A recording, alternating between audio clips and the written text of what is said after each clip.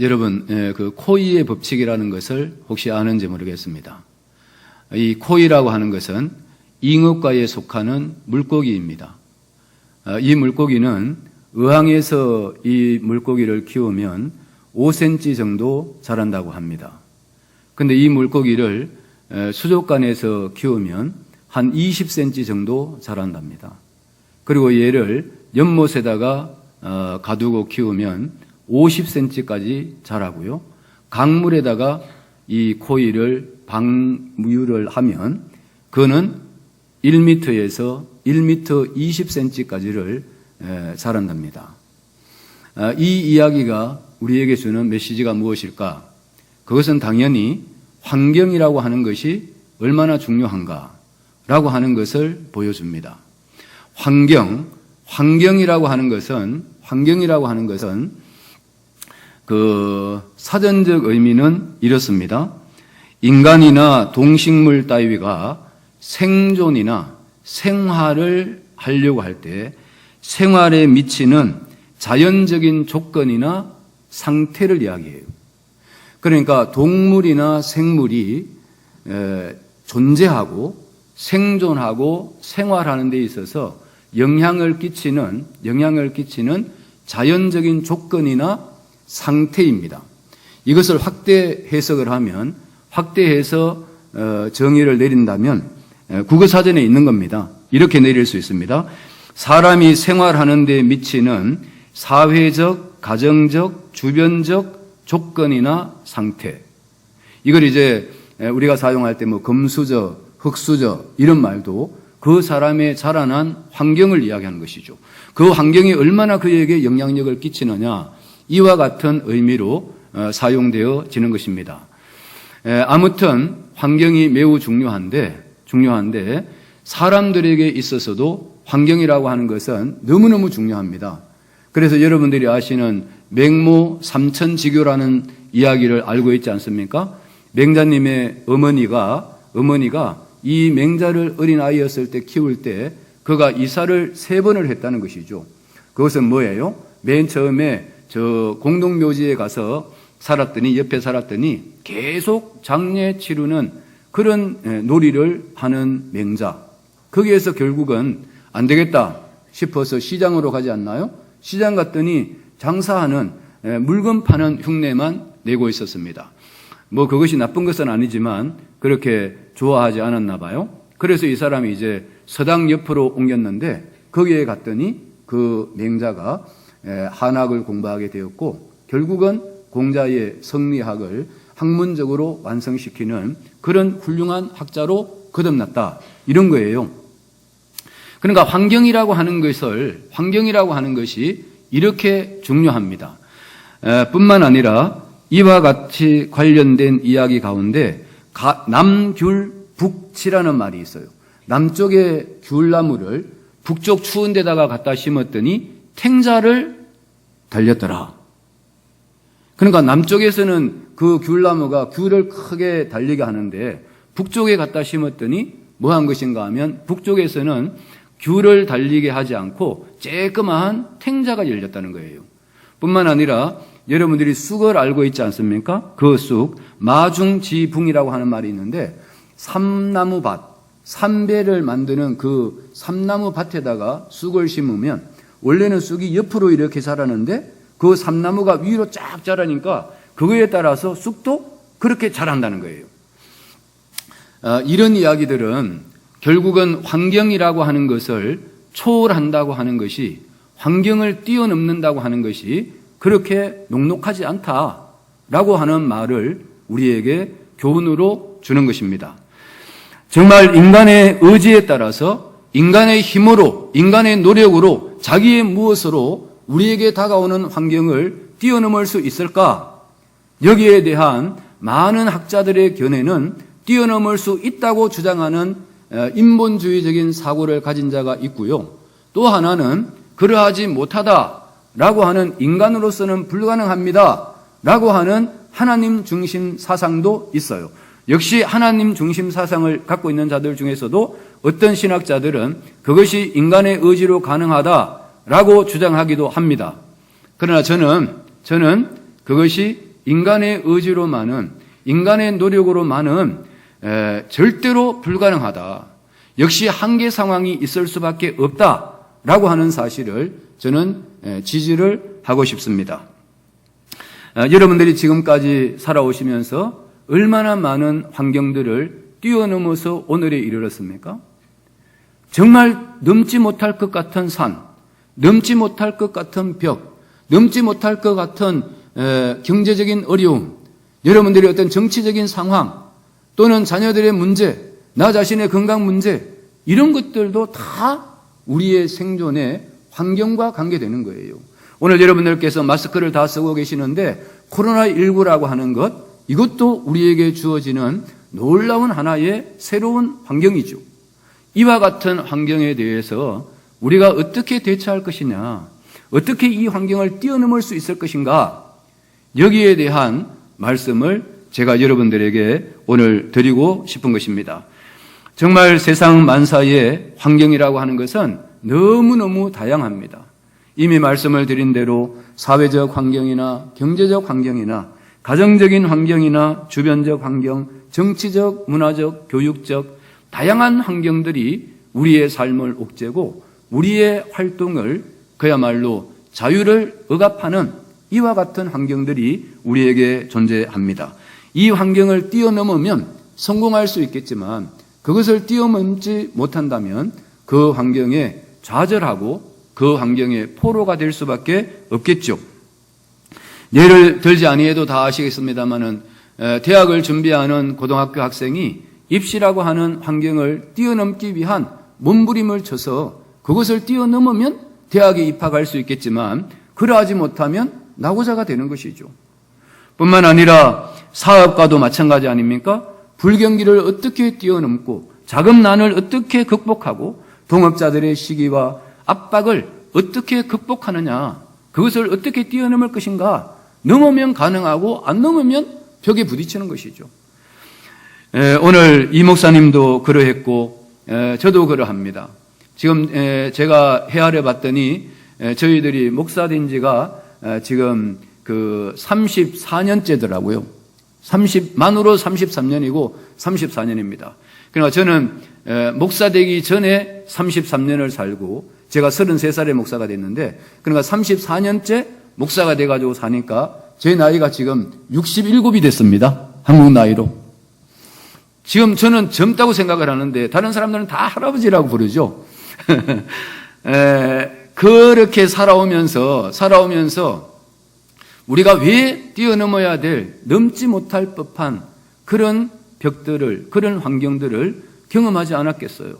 내가 아는 것만 해도 우리 이 목사님은 너무너무 많은 어려움들과 뛰어넘을 수 없을 법한 환경들을 다 뛰어넘게 하시는 하나님의 은혜로 저를 포함한 우리 모두 다가 지금 이 자리에 이렇게 앉아 있다고 저는 믿습니다.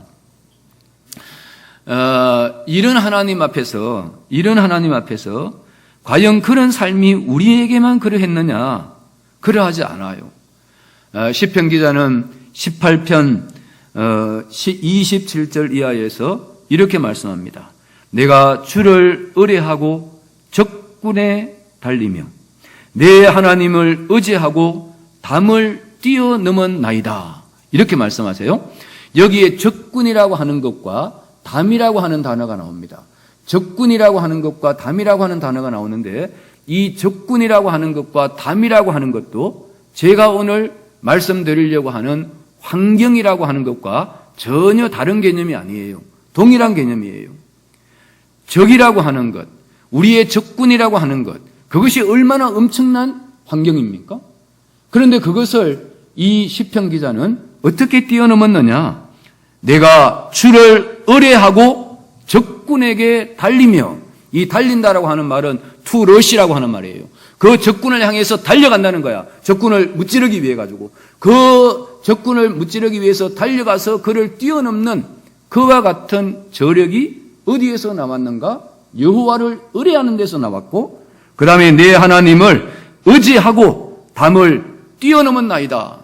이 담이라고 하는 것이 엄청난 환경이죠. 극복할 수 없을 법한 환경이에요. 그것을 여호와를 의지함으로 뛰어넘었습니다. 이렇게 고백하고 있어요. 여기에 여호와를 하나님을 의지한다. 이 의지한다고 하는 말이 우리가 잘 사용하고 있는 신앙이라는 말이에요. 신앙이라는 말입니다. 신앙이라고 하는 것이 도대체 무엇인가? 여러분, 신앙이라고 하는 것을 다양하게 정의가 가능합니다. 신앙이라고 하는 것은 신앙의 대상이 있습니다. 우리의 신앙의 대상은 하나님이시죠. 그 하나님과 그 하나님을 신앙하는 행위자, 그리스도인입니다. 저와 여러분들입니다. 저와 여러분들이 신앙하는 신앙의 대상이 되는 그 하나님과 접촉함으로 말미암아 그 하나님과 관계를 가짐으로 말미암아 얻게 되는 파워, 얻게 되는 힘, 그것이 뭔가 하면 역동적인 의미에서 신앙이라고 하는 것이에요.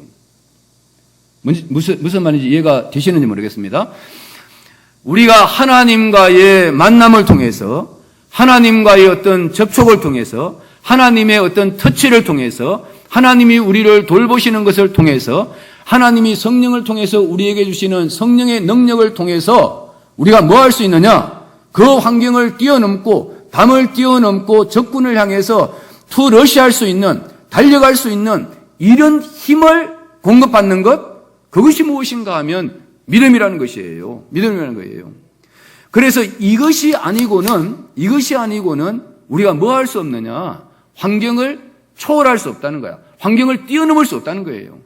그런데 신앙의 선배들은 모두 다 어마어마한 뛰어넘을 수 없을 법한 환경들을 다 맞이했어요. 한 사람도 예외 없이. 아벨이 그러했고요. 셋이 그러했고요. 여러분들이 아시는 아브라함, 그는 자기의 아들 이삭을 하나님 앞에 제물로 드리라고 하는 이런 뛰어넘을 수 없는 환경을 맞이했습니다. 오늘 제가 이따가 요셉은 이야기할 거고, 욥이 그러했고요. 모세, 다윗, 엘리야, 다니엘, 사자굴의 환경, 사드락, 메삭, 아벳느고, 풀무불의 극한 환경, 베드로, 순교, 요한, 밤모섬, 바울, 그에게는 너무너무 많은 뛰어넘어야 될 환경들이 존재했습니다.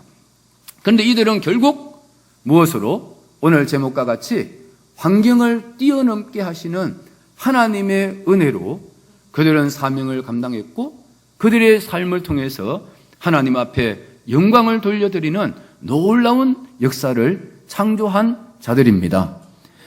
오늘 저는 여러분들에게 기대합니다. 여러분들에게 또 요청합니다.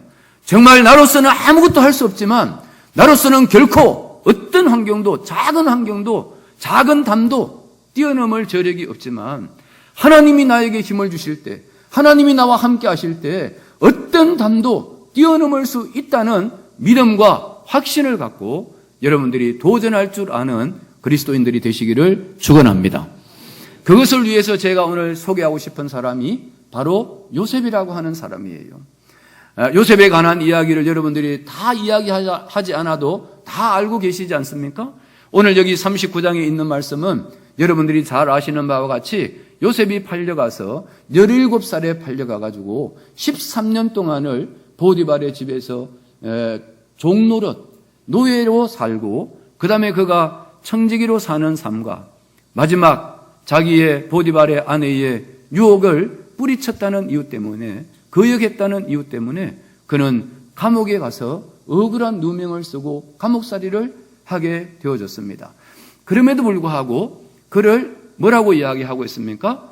오늘 본문 2절과 3절 그리고 23절에 보면 이 요셉은 형통했다, 그렇게 표현하고 있어요. 형통했다. 여기에 형통했다고 하는 말 너무너무 재미난 말이에요. 이 형통했다는 말, 우리 찬송가 뭐죠? 나의 갈 길을 다가도록 하면 주님 하면 만사 형통하리라, 그렇지 않습니까? 그 형통이라고 하는 단어인데, 형통이라고 하는 우리 한자어의 의미는 모든 것이 잘되고 번성한다, 이런 의미겠죠. 그런 의미입니다. 그런데 아까 우리 이 목사님께서 제가 저 히브리어도 잘 모르고 헬라어도 저도 잘 몰라요. 저는 조직신학을 가르치기 때문에 조직신학은 히브리어 잘 안 해도 됩니다. 걔들이 누구예요? 구약신학자들이나 신학자들이 해놓은 것을 조직적으로 체계화하는 것이 제가 해야 될 일이지, 그것을 해석하는 일은 제가 할 일이 아니에요. 그래서 잘 모르는데, 이 본문을 여러분들에게 잘 이해시키기 위해서 제가 거기 형통에 대한 몇 가지 단어를 여러분들에게 소개하고 싶어요.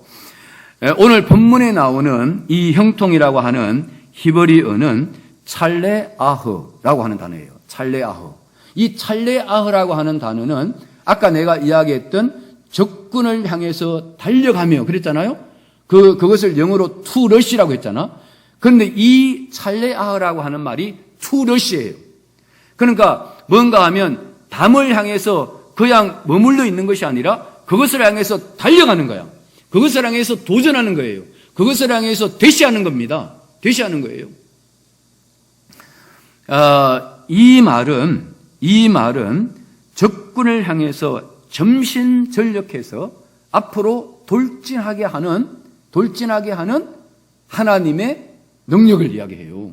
능력을 이야기해요. 우리가 어떻게 적군을 향해서 달려갈 수 있겠어요? 적군을 향해서. 그런데 그것을 하게 하시는 분이 누구냐? 내 뒤에 하나님이 그것을 하게 하는 거예요. 여러분들이 지금까지 살아오시면서 정말 내가 그 일을 절대 하지 못했을 텐데 그 일을 감당하고 난 뒤에 돌아보면 그것을 하게 하신 분이 나가 아니라, 그것을 한 자가 내가 아니라 나를 나되게 하신 하나님이 하셨다. 이런 어떤 경험들을 여러분들 한 번쯤은 다 경험하셨을 거예요. 그것이 뭔가 하면 이 찰레아흐라고 하는 단어입니다. 두 번째 단어가 뭔가 하면 짤라흐라고 하는 단어인데, 잘라크라고도 하고 짤라흐가 더 정확한 발음입니다. 짤라흐. 이 짤라흐라고 하는 단어는 창세기 24장에도 나오고 오늘 39장 뒤편에도 나와요. 그런데 이 단어가 뭔가 하면, 이 단어가 대단히 중요한 건데, 이것은 건너가다, 힘차게 나아가다, 장애물이 있는 곳을 뛰어넘다 또는 건너가다, 이런 뜻이에요. 그러니까 여기 형통이라고 하는 단어가 요셉이 형통했다 그랬는데, 요셉이 스스로 형통했다고 하지 않아요. 요셉이 건너가게 되고 뛰어넘을 수 있도록 한 주체가 누구냐? 오늘 성경은 그렇게 이야기하죠. 그가 형통한 자가 되었다, 이렇게 이야기하는데, 그가 형통한 자가 되었다고 하는데 3절에 보면 그의 형통케 하심을 보았다, 그의 범사에 형통케 하셨더라, 이렇게 했는데 그 앞에 보면 뭐가 있는가 하면 여호와께서 함께 하심으로 그가 형통한 자가 되었다, 이렇게 돼요. 그러니까 요셉이 열심히 노력을 해가지고 형통한 자가 된 것이 아니라 하나님이 형통의 주체라는 거예요. 누구의? 요셉의 형통의 주체가 하나님이라는 거예요. 그러니까 요셉이 이와 같은 환경을 뛰어넘을 수 있는, 짤라흐 할 수 있는, 그 환경을 뛰어넘을 수 있는 저력이 요셉에게서 나온 것이 아니라 하나님이 그를 뛰어넘게 했다는 겁니다. 그가 어떻게 하나님 앞에서 정말 17살에 사랑받는 자녀로서 아버지의 사랑을 독차지하던 그가 뭐였습니까? 다른 아이들 다, 다른 형들 전부 그냥 누추한 작업복 입고 살았는데 이 요셉은 뭐였습니까? 색동저고리를 입고 채색 옷을 입고 자랐지 않습니까? 그렇게 자라던 그 아이 17살에 고등학교 1학년 정도 되지 않습니까? 그때에 남의 나라에 하나님도 없다고 하는 곳에 이방 나라에 가서 남의 집에 가서 종노릇을 하고 있습니다. 그가 얼마나 사랑이 그립고 얼마나 진짜 따뜻한 품이 그리웠겠어요? 그럼에도 불구하고 그는 뭐 했어요? 보디발의 아내의 유혹을 뿌리쳤지 않습니까? 그것이 어떻게 가능했는가? 여러분, 그때 당시에 히브리인들의 신앙은 여호와 하나님은 이스라엘의 하나님으로만 인식하고 있었어요. 다른 나라의 하나님은 아니라고 생각했어요. 애굽에는 당연히 애굽이 섬기는 그 10가지 재앙들 다 그게 신들이었습니다. 애굽의 신들이었어요. 그래서 애굽인들을 다스리는 신들은 그런 것들이고 여호와 하나님을 이스라엘 백성들을 다스리는 통치자는 여호와 하나님이다. 그래서 다른 나라에는 하나님의 역사와 하나님의 섭리와 하나님이 존재하지 않는 것으로 착각하던 때가 바로 그때였습니다. 그런데 이 요셉은 그러하지 않았어요. 요셉은 정말 하나님 앞에 있다는 사실을 인식했고요. 어디에 가도 하나님이 나와 함께 한다는 사실을 믿었고요. 그래서 보디발의 아내가 그를 유혹했을 때 뭐라고 이야기합니까? 내가 이 일을 행하여 어찌 하나님 앞에 죄를 지을 수 있겠습니까? 그렇게 이야기하지 않습니까?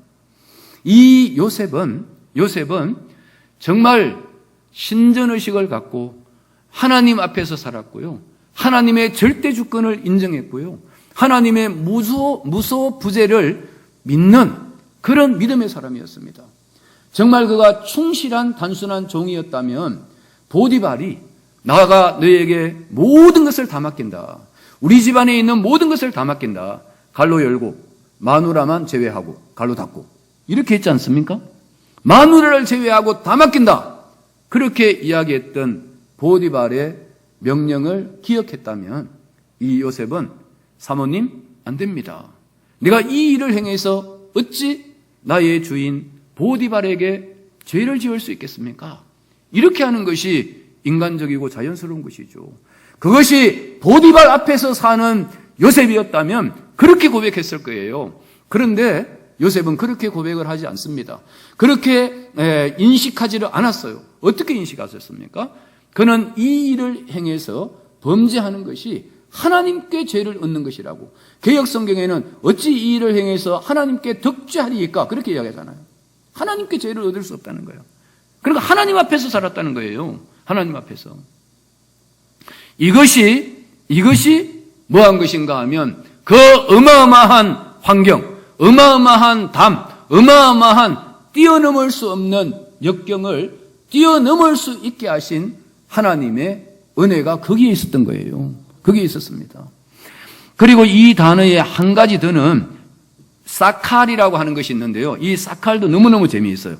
그 여호수아가 1장 2절과 쭉 밑에 보면 요단강을 건넜다는 말 있잖아요.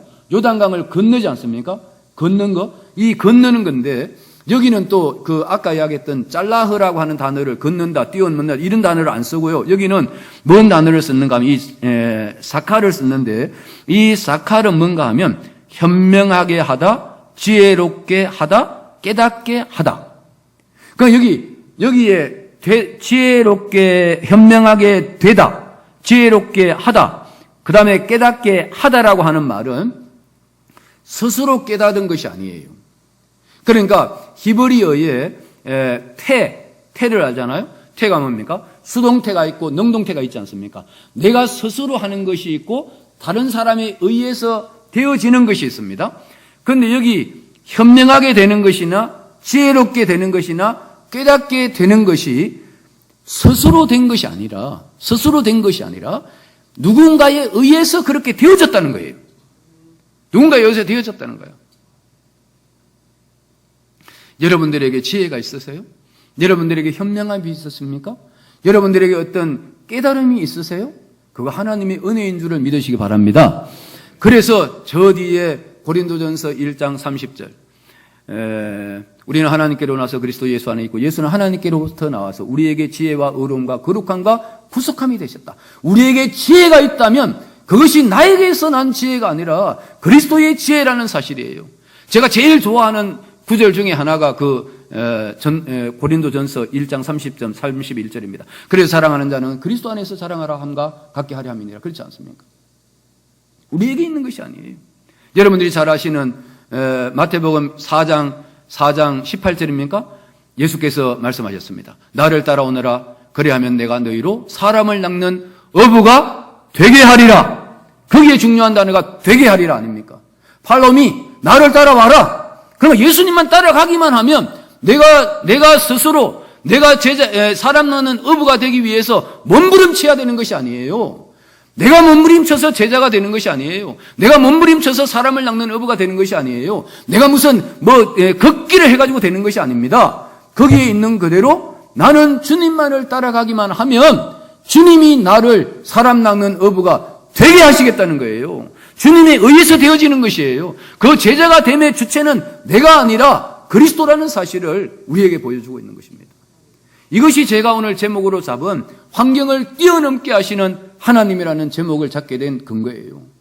여러분이 스스로 뛰어넘으려고 하지 마세요. 여러분이 스스로 됐다고 생각하지 마십시오. 됐다고 생각하면 하나님이 되게 하셨다는 사실을 믿고 하나님 앞에 감사하십시오. 그러면 어떤 환경도 뛰어넘을 수 있는 그 점프력을, 스프링보드를 하나님이 저는 주실 것이라고 믿습니다. 이것이 이 형통이라고 하는 단어가 갖고 있는 의미입니다. 그런데 이 요셉이요, 어느 정도로 형통했는가? 어느 정도로 뛰어넘었는가? 어느 정도로 환경을 건너갔는가? 어느 정도로 환경을 극복할 수 있었느냐? 3절에 여호와께서 그의 범사에 형통케 하심을 보았더라.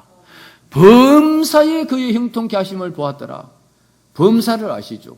범사를 아시죠? 범자라고 하는 말은 평범할 범자입니다. 평범할 범자에다가 일사자를 써서 범사라고 했습니다. 이 범사라고 하는 말은 뭐예요? 평범한 일들이에요. 아주 평범한 일들. 다른 말로 말하면 모든 일과 같습니다. 그래서 여러분들이 항상 기뻐하라, 쉬지 말고 기도하라, 범사에 감사하라고 있지 않습니까? 거기에 나오는 수식어는 다 같은 의미예요. 시간적 개념과 범위를 이야기하고 정도를 이야기하는 것입니다. 그래서 우리에게 다가오는 뛰어넘어야 될 환경의 종류나 뛰어넘어야 될 환경의 퀄리티, 질이나 우리가 뛰어넘어야 될 환경의 어떤 높이나 넓이나 깊이나 이런 것들을 다 포함해서 범사, 그런 말이에요. 성경이 얼마나 완벽합니까? 몇 가지 잘 되다가 중요한 것이 안 되면 그것을 형통이라고 할 수 있겠어요? 그럴 수 없죠. 내가 다 잘 되는데 내 자식이 안 된다. 그거는 내가 잘 되는 것보다 더 가슴 아픈 일이에요. 더 가슴 아픈 일이에요. 그런데 하나님은 그렇게 하지 않았어.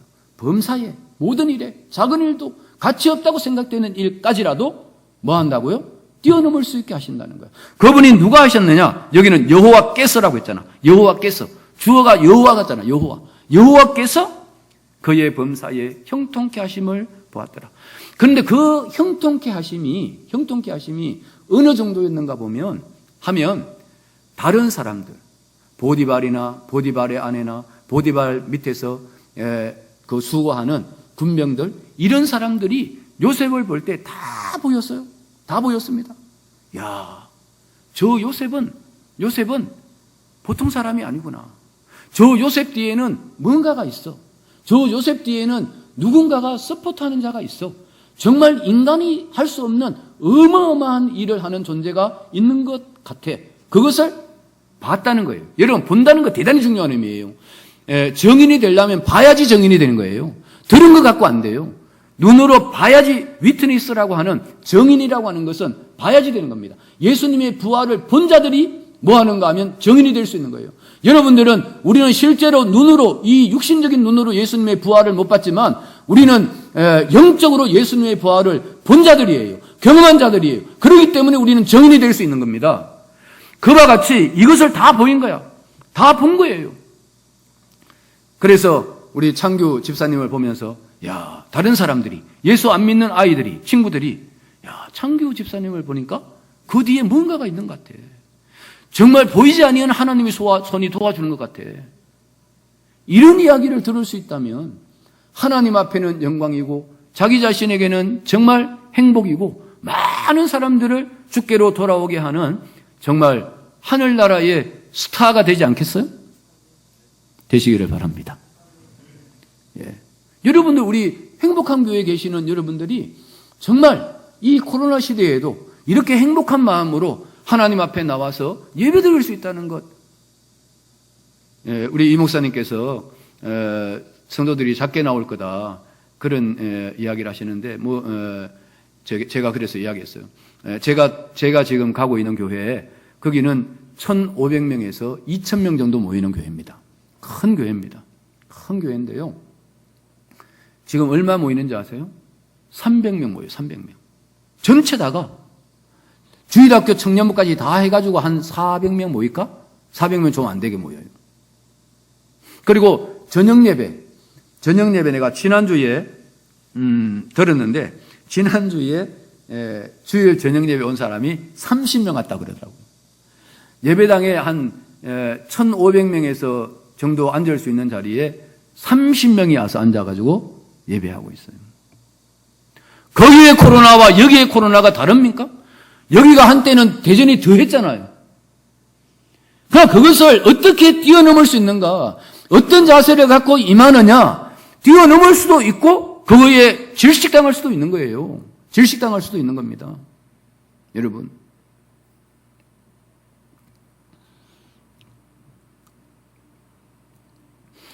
그래서 이 하나님께서 하나님만이 우리에게 다가오는 환경을 뛰어넘게 하실 수 있습니다. 뛰어넘게 하실 수 있어요. 하나님이 하십니다. 믿습니까?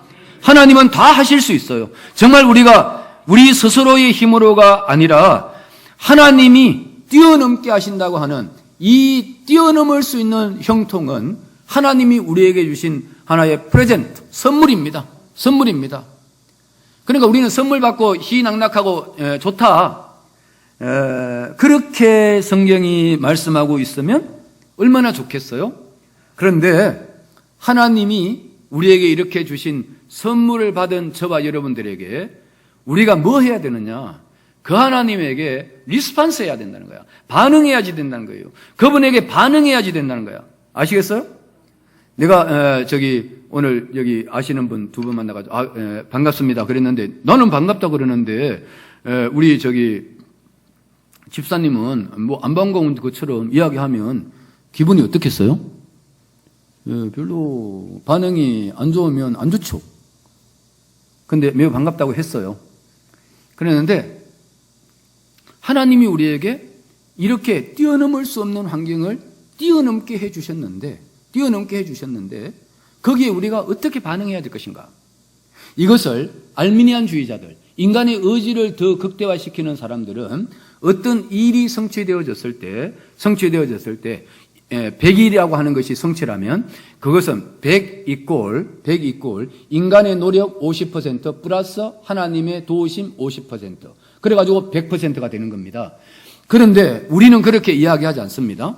우리는 칼빈주의자들은 어떻게 이야기하느냐? 우리는 100 이꼴 하나님의 은총 100 플러스 인간의 노력 100인데 200이 아니고 100입니다.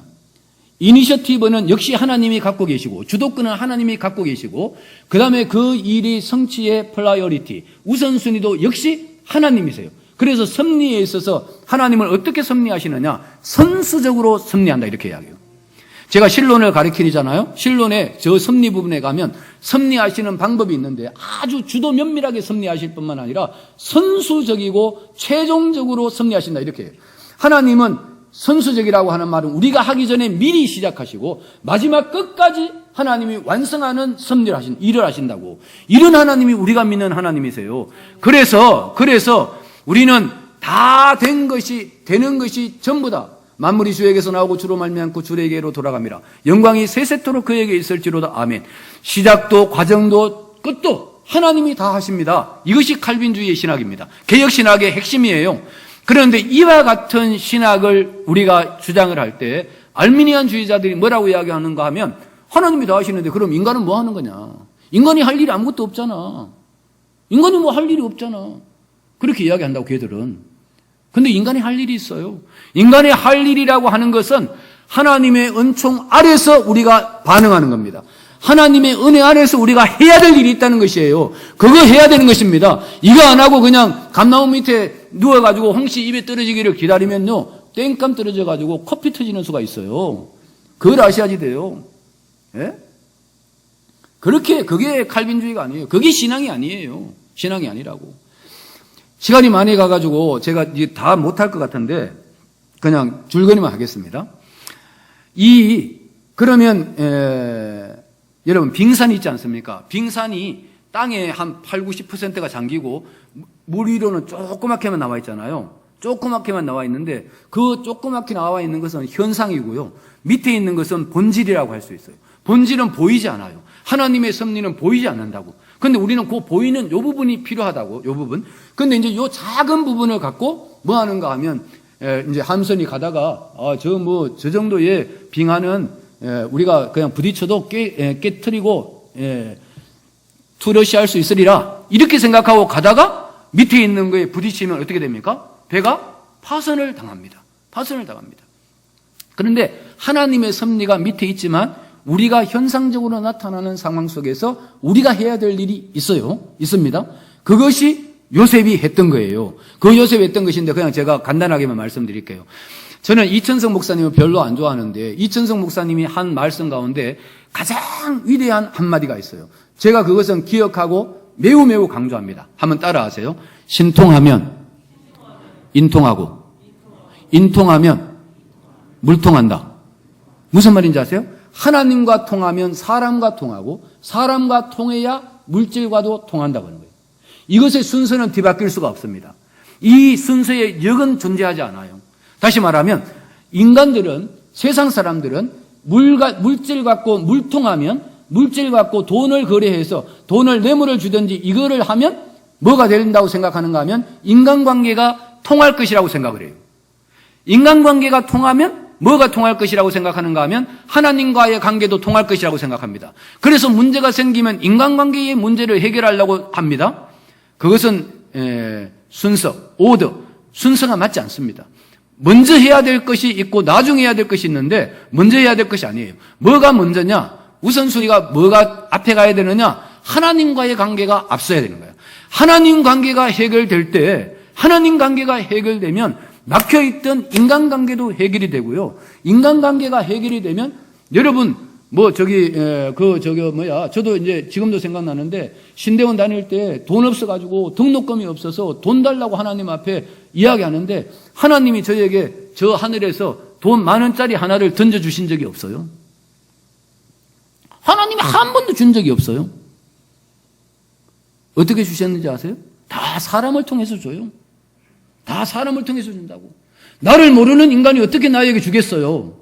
나와 그동안에 관계가 있었든지 뭐가 이야기가 됐든지 기도 제목을 나눴든지 뭐가 했는데 하나님 앞에 기도했더니 하나님께서 그 권사님의 마음을 감동시켜가지고 김지호 전도사 등록금 없으니까 돈 보태라 10만 원도 받기도 하고 얻기도 하고 해가지고 저 억지로 겨우겨우 저는 신대원 졸업했어요. 진짜 신대원 저 입학할 때 우리 집사람이랑 결혼식 축의금 받은 거 갖고 등록했어요.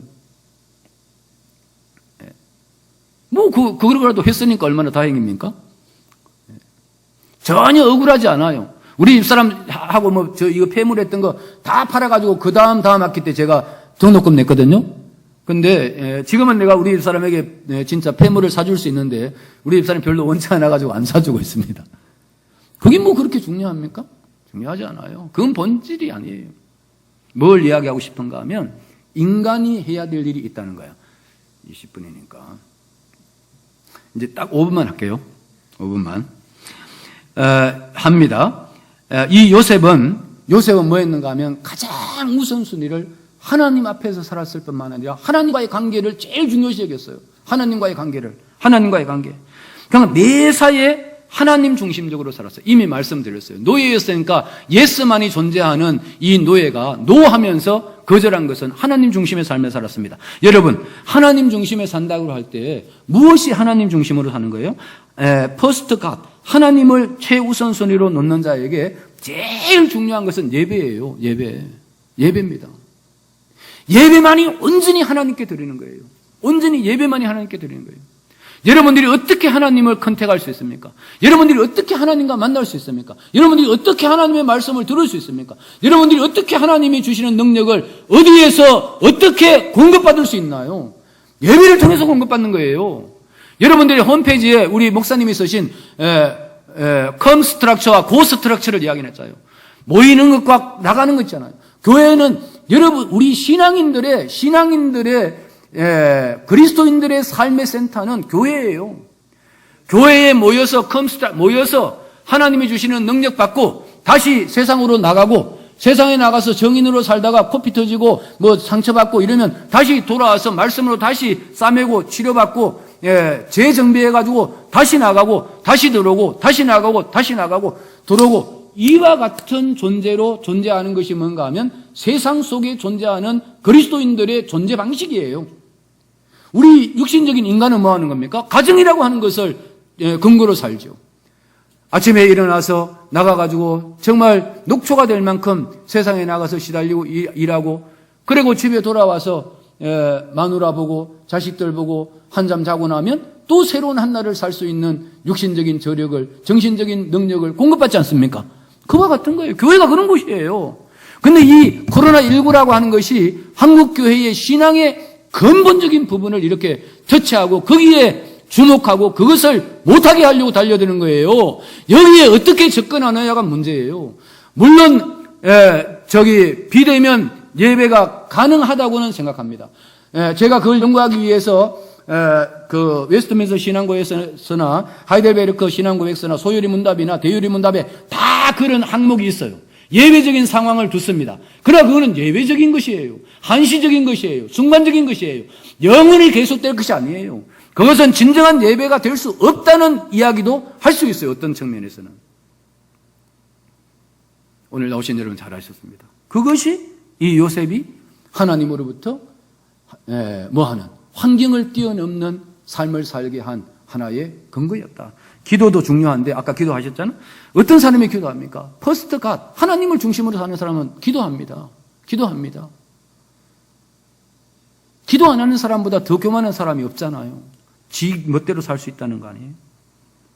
자기와의 관계, 자기 관리를 잘했습니다. 이 요셉의 가장 핵심적인 키워드는 성실입니다. 성실입니다. 성실.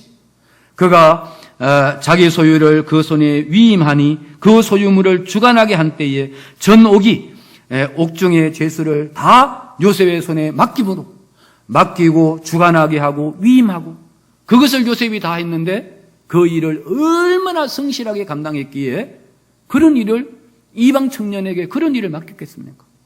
여러분, 성실로 식물을 삼으십시오. 작은 일에 성실하십시오. 그 작은 일, 교회 나오는 일, 예배 드리는 일, 정말 이웃에게 좋은 한마디 던지는 일, 그런 일에 성실하시길 바라요. 성실하시길 바랍니다. 그것이 하나님의 환경을 뛰어넘게 하나님을 경험하게 하셨어요. 타인과의 관계, 다른 사람과의 관계, 멀리할 사람 멀리하고 가까이 할 사람 가까이 했습니다. 타인과의 관계가 잘한다고 해서 가까이 하는 것만이 잘하는 것이 아니에요. 요셉의 보디발의 아내와 가까이 하는 것은 이거는 인간관계를 잘하는 것이 아닙니다. 멀리해야 될 인간하고는 멀리해야지 되는 것이고 가까이 해야 될 사람은 가까이 해야 되는 것입니다. 그래서 우리가 신천지 인간들이 미워하는 것이 아니에요. 그들이 갖고 있는 신앙이 잘못된 것이고 신학이 잘못된 것이기 때문에 그들과 접촉을 피하라고 하는 것입니다. 피하라고 하는 것이에요. 그 다음에 물질. 여러분, 물질 관리 제일 잘하는 게 뭡니까? 물질 관리를 제일 잘하는 게 하나의 사인이 11조예요. 예? 뭐 어려운 것이 아니에요. 그 아드폰테스라고 하는 기본이라고 하는 거, 원리라고 하는 것은 성경에 나와 있는 그대로예요. 그대로입니다. 뭐 하는 겁니까? 나의 재산, 나의 소유, 나의 모두가 다 하나님의 것입니다. 그거의 하나의 시그널로, 사인으로 11조를 드리는 거예요. 11조 드렸다고 뭐 헌금생활 다 했다? 아니에요. 아닙니다. 그것은 나의 전부가 하나님의 것입니다. 내 자식까지도 다 하나님의 것입니다. 나의 모든 것이 하나님의 것입니다. 그것을 날마다 고백하고 드리는 것이 11조예요. 11조입니다. 그리고 뭐 다른 기타 헌금들, 목적에 따라서 헌금해야지 되는 것이죠. 그리고 이 요셉은 그 뒤에 가면 사번의 바네아라고 하는 이름을 들었지 않습니까? 사번압 바네아. 세상의 구주라는 이름 뜻이죠. 그는 정말 하나님이 그의 어떤 사명, 미션, 사역과 관계에서도 그는 최선을 다했고요. 그것을 위해서 그는 목숨을 걸었습니다. 그래서 결국 이 요셉을 통해서 하나님은 영광 받으셨고요. 애굽이라고 하는 나라에 가서 이스라엘이라고 하는 공동체가 72명이 갔지만 거기에서 수백만을 번성케 하는 생육하고 번성하라, 땅에 충만하라, 땅을 정복하라, 땅을 다스리라고 하는 그 창조 명령, 문화 명령이 성취되게 되는 역사가 고센 땅에서 이루어지게 된 것입니다. 그래서 어느 정도 국가의 형태를 갖추었을 때 그를 뭐 합니까? 모세를 통해서 탈출하게 하고 그 탈출한 민족이 구속사의 주리로서 구속사를 현 세상에 보여주는 그런 일을 감당하게 하는 역사를 하게 하셨습니다. 여러분, 환경 어렵죠. 그럼에도 불구하고 그 환경보다 위대하시고 환경보다 크시고 그 환경을 잘라서 건너가게 하시고 뛰어넘게 하시는 하나님을 의지하시고 하나님 바라보시면서 이 환경 잘 뛰어넘어서 정말 하나님 앞에 큰 영광 돌려드리고 여러분들에게 기쁨과 행복이 넘치는 그와 같은 역사 있으시기를 주님의 이름으로 간절히 축원합니다.